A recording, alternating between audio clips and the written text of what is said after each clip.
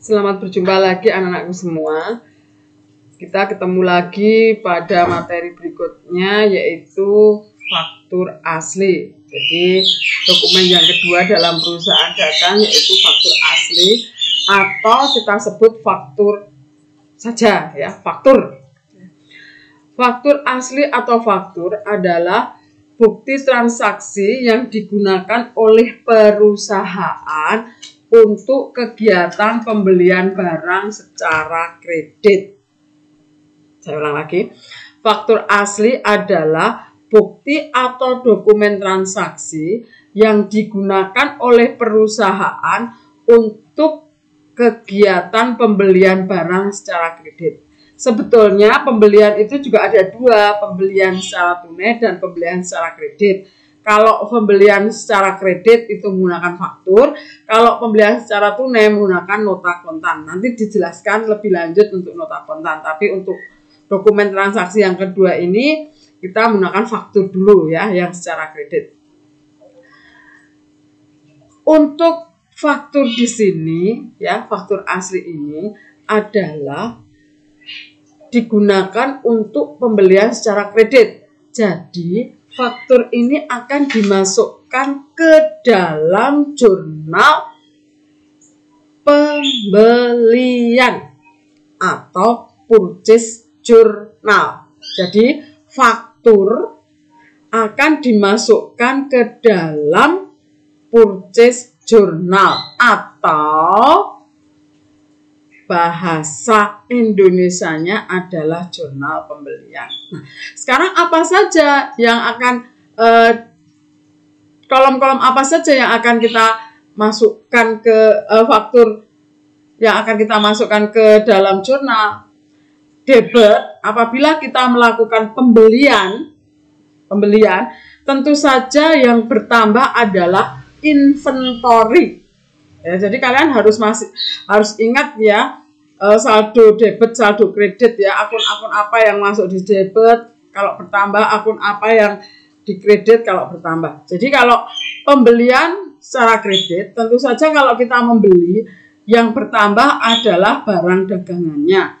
Barang dagangan itu bertambah atau inventory bertambah di kolom debit. Ya. Kita tidak lupa pula pasti ada PPN masukan, yaitu debit lagi VAT.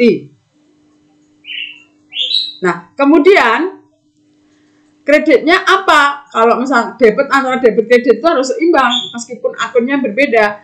Kreditnya adalah utang atau account payable. Ya, tangge. Jadi barang kita bertambah, inventory bertambah di sebelah debit, utang kita juga bertambah. Di sebelah mana kalau utang bertambah? Utang bertambah di sebelah kredit.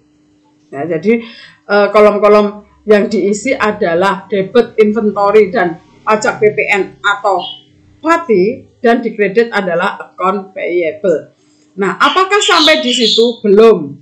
Kita harus ingat bahwa mengerjakan satu dokumen transaksi harus sampai titik di sini harus sampai ke buku besar pembantu. Kalian juga harus ingat lagi, buku besar pembantu ada 3, buku besar pembantu atau yang disebut dengan kartu ya, ada kartu utang, piutang, dan kartu persediaan. Tadi pada saat kita masukkan ke dalam jurnal ada inventory dan ada account payable. Nah, sekarang setelah kita jurnal, kita posting ke buku besar. Buku besar yang dipengaruhi oleh faktur, yang pertama tentu saja inventory. Inventory bertambah di sebelah debit. Kemudian pajak masukkan di sebelah debit. Kreditnya adalah account payable atau utang dagang. Setelah kita posting ke dalam buku besar, sekarang kita masukkan lagi kemana? Buku besar pembantu. Nah, buku besar pembantunya apa? Tentu saja tadi sudah disebutkan, buku besar pembantunya adalah buku besar inventory dan buku besar utang. Nah, buku besar inventory bertambah sebelah debit dan buku besar utang, buku besar pembantu utang di sebelah kredit. Nah, demikian ya. Jadi dokumen yang kedua adalah faktur atau faktur asli, juga bisa digunakan untuk transaksi pembelian secara kredit. Untuk dokumen kedua kita selesai. Nanti kita lanjutkan lagi ke dokumen yang kedua.